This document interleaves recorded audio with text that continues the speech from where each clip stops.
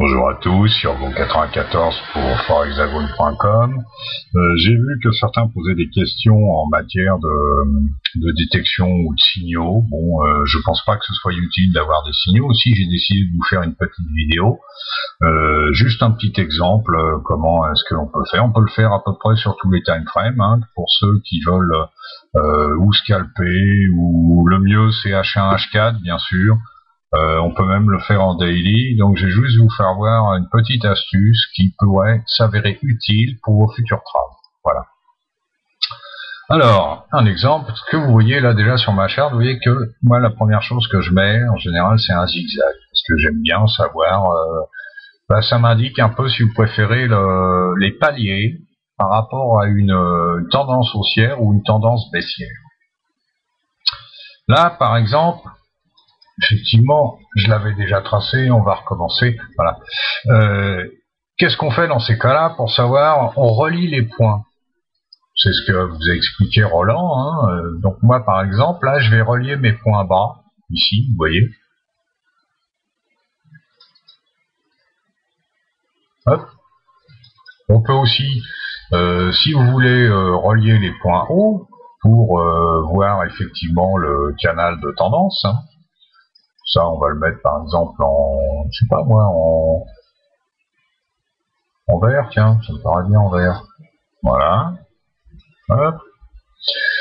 Donc, on s'aperçoit de quoi quand on a tracé ici un peu notre canal, là. Donc on est sur, on est parti de 1, 2, 3 jours. Et on s'aperçoit effectivement que là, il y a un léger fléchissement. Bon, c'est un peu normal, hein, c'est la fin de session américaine, le début de session asiatique, c'est jamais très violent. Or là, malheureusement, à peu près sur ces horaires, qu'est-ce qu'on s'aperçoit? On voit qu'on tombe sur 9h, 10h, début de session londonienne. C'est là où ça commence à devenir dangereux.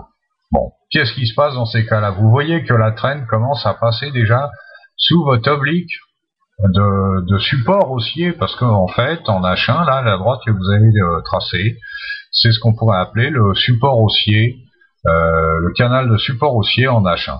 Donc vous voyez que ça passe en dessous. Bon, vous avez en plus déjà là vos MA, si vous mettez de la moving average, hein, ça c'est de la moving average simple. Vous voyez que le cours passe en dessous. Vous regardez, si vous prenez n'importe quel MACD ou Stoch ou autre, vous allez voir tout de suite en fait qu'il y a une faiblesse. Regardez, je prends le croisillon, le passage en dessous de la droite là, il est clair.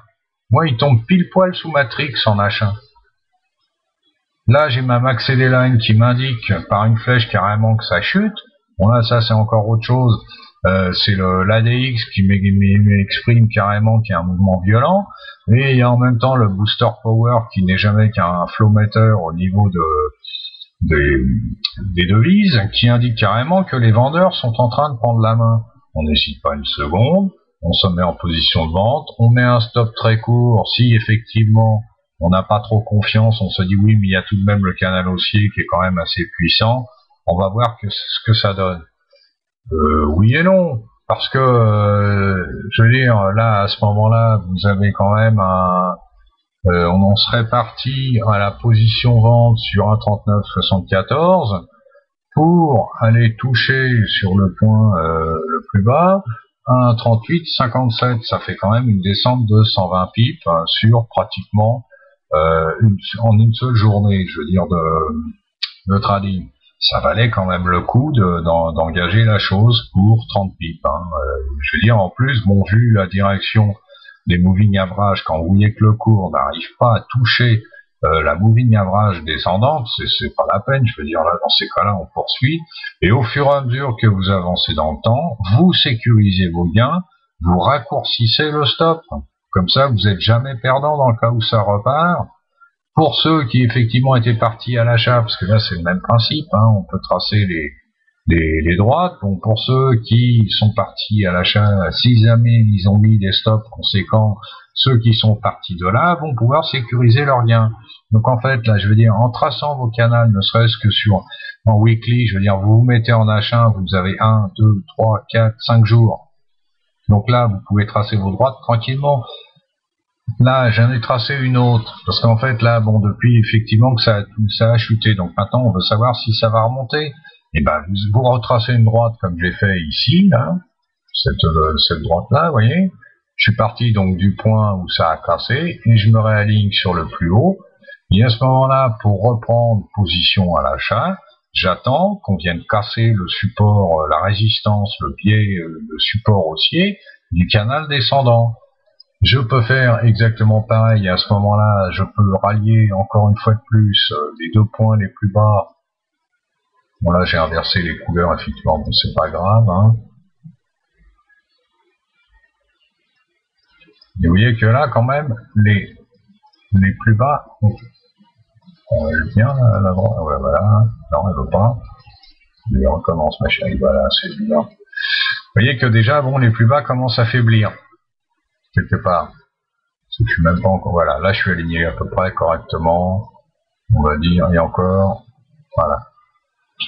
Donc là, on voit que les plus bas commencent à faiblir, bon, qu'on est quand même dans un biais plus ou moins baissier, avec une formation en triangle. Bon, on pourrait presque plus ou moins appeler ça un pennant baissier, mais bon, c'est pas franc comme figure chartiste.